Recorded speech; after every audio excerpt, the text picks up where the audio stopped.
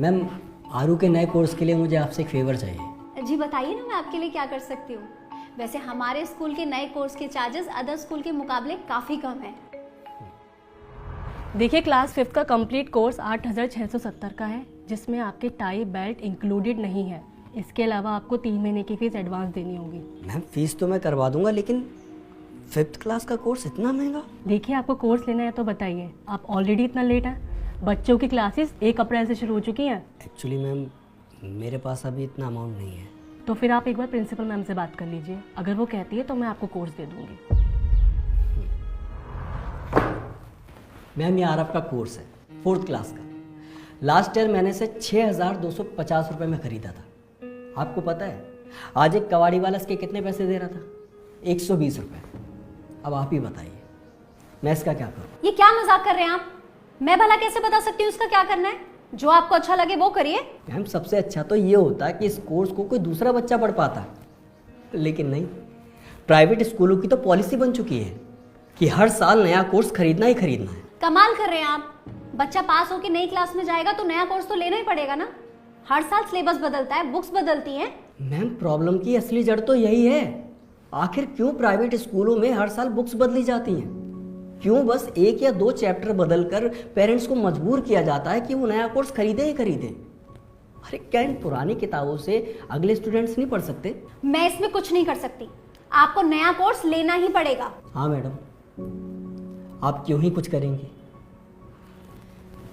क्योंकि हर साल पेरेंट्स अगर नया कोर्स नहीं खरीदेंगे तो आपका बिजनेस कैसे चलेगा? एजुकेशन जाए भाड़ में, आपको तो बस अपनी जेबें भरनी है। हम पेरेंट्स की मजबूरी आप भला क्यों समझेंगी? चल बेटा। अरे जब हैसियत नहीं है तो क्यों अपने बच्चे को यहाँ पे पढ़ा रहे हो? किसी सस्ते या सरकारी स्कूल में डालो ना, वहां नया कोर्स भी फ्री मिलेगा और फीस भी नहीं देनी पड़ेगी। इतनी अच्छी एडवाइस देने के लिए आपका बहुत बहुत धन्यवाद मैडम। लेकिन एक बात बताइए, क्या प्राइवेट स्कूल में अमीर बच्चे ही पढ़ सकते हैं, गरीब बच्चे नहीं? और ये कहाँ का इंसाफ है कि अगर कोई पेरेंट्स मेहनत करके अपने बच्चे को अच्छी एजुकेशन दिलाना चाहे तो दिला नहीं सकता? क्यों उसे बोल दिया जाता है कि जाओ सरकारी स्कूल में जाके एडमिशन करा? वही सरकारी स्कूल मैडम जहाँ पढ़ा रहे टीचरों के खुद के बच्चे प्राइवेट स्कूल में पढ़ रहे होते हैं। आप तो यहाँ आराम से एसी रूम में बैठे हो। आपके एक बार बेल बजाने पर पियोन आपको पानी लाकर दे देता होगा। लेकिन कभी आपने सोचा है कि हम जैसे पेरेंट्स अपने बच्चों को ऐसे स्कूल में पढ़ाने के लिए क्या क्या जतन करते हैं? कभी ट्यूशन फीस, कभी बिल्डिंग फीस, कभी एनुअल चार्ज, कभी स्पोर्ट्स चार्ज, और ना जाने कौन कौन से चार्जेस के नाम पर आप पैसों की उगाही करते हो।